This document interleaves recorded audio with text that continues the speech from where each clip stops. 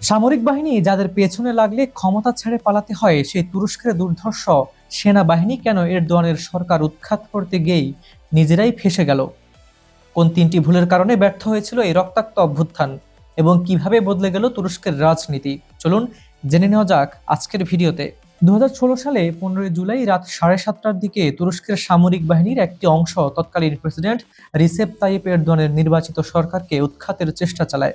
Tank ও যুদ্ধ বিমান নিয়ে চালানো এই রক্তাক্ত অভ্যুত্থানের প্রচেষ্টা আধুনিক তুরস্কের ইতিহাসে অন্যতম বড় একটি ধাক্কা ছিল।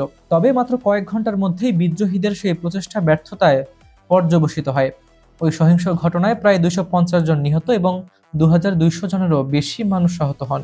অবসরপ্রাপ্ত কর্নেল উনাল আতাবায়ের মতে এই অভ্যুত্থান ব্যর্থ হওয়ার পেছনে তিনটি মূল কারণ কাজ করছে। প্রথমত, দেশটির সাধারণ জনগণের তীব্র প্রতিরোধ।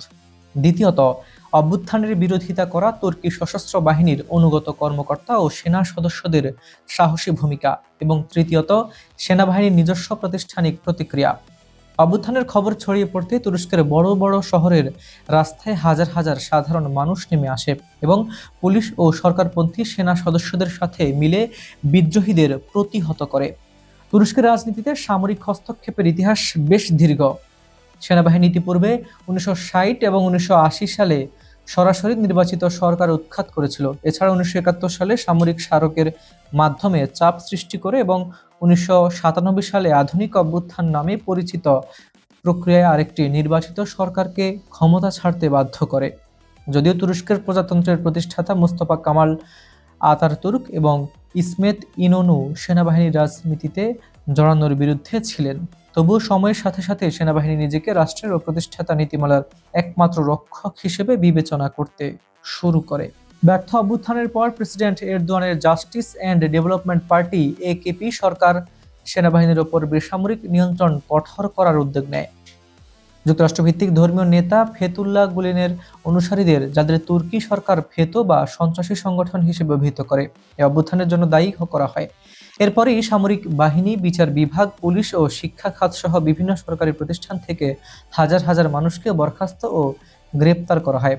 পুরনো সামরিক একাডেমিগুলো বন্ধ করে প্রতিষ্ঠা করা হয় ন্যাশনাল ডিফেন্স ইউনিভার্সিটি এবং সেনাবাহিনীর কমান্ড কাঠামোতে ব্যাপক পরিবর্তন এনে বেসামরিক তদারকি নিশ্চিত করা হয়। সামরিক বাহিনীকে বেসামরিক কর্তৃত্বের অধীনে আনাকে বিশেষজ্ঞরা একটি বড় সাফল্য হিসেবে দেখছেন। তবে রাজনৈতিক বিশ্লেষক আলী চারকোগুল এবং বিভিন্ন মানবাধিকার সংগঠনের মতে এ প্রক্রিয়ায় তুরস্কের গণতান্ত্রিক পরিবেশ কিছুটা ক্ষতিগ্রস্ত হয়েছে।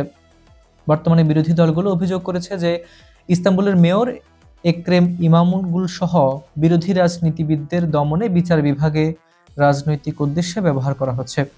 অন্যদিকে মানবাধিকার সংস্থাগুলো জরুরি অবস্থার দীর্ঘমেয়াদী প্রভাবে নিরপরাধ মানুষের ক্ষতিগ্রস্ত হওয়ার বিষয়ে উদ্বেগ প্রকাশ করে। বিরোধীদের সব অভিযোগ প্রত্যাখ্যান করে তুরস্ক সরকার দাবি করেছে যে রাষ্ট্রের অভ্যন্তরে লুকিয়ে থাকা গোপন নেটওয়ার্ক ধ্বংস করতে এবং ভবিষ্যতে যে কোনো নিরাপত্তা হুমকি রুখতে এই কঠোর পদক্ষেপগুলো নেওয়া হয়েছিল। 2002 সালে ক্ষমতায় আসার পর থেকে একেপি প্রতিটি জাতীয় নির্বাচনে জয়লাভ করেছে এবং সর্বশেষ 2023 সালে নির্বাচনেও ক্ষমতাসীন জোট সংসদে তাদের সংখ্যাগরিষ্ঠতা ধরে রাখতে সক্ষম হয়েছে। বিশ্লেষকদের মতে বর্তমান কঠোর বেসামরিক নিয়ন্ত্রণের কারণে তুরস্কে ভবিষ্যতে আরেকটি প্রথাগত সামরিক অভ্যুত্থানের সম্ভাবনা এখন আর নেই বললেই চলে। সুপ্রিয় দর্শক, তাহলে বুঝতে পারছেন যে সেনাবাহিনী একসময় তুরস্কের রাজপথ কাঁপাতো, সেই সেনাবাহিনী আজ পুরোপুরি বেসামরিক সরকারের নিয়ন্ত্রণে। কিন্তু এরদোয়ানের এই বিজয় কি শুধুই গণতন্ত্রের রক্ষা কবচ, নাকি এর আড়ালে বিরোধী কণ্ঠস্বর দমনের এক নতুন কৌশল? আপনার কি মনে হয়, এরদোয়ানের এই কঠোর পদক্ষেপ কি তুরস্কের ভবিষ্যৎকে আসলেই নিরাপদ করছে? কমেন্ট করে আপনার মূল্যবান মতামত আমাদের লিখে জানান।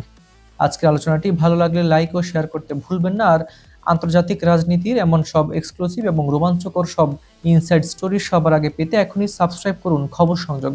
আজ এ পর্যন্তই, দেখা হবে খুব শীঘ্রই আন্তর্জাতিক রাজনীতির নতুন কোনো গরম খবর নিয়ে। সে পর্যন্ত ভালো থাকুন, সুস্থ থাকুন। আল্লাহ হাফেজ।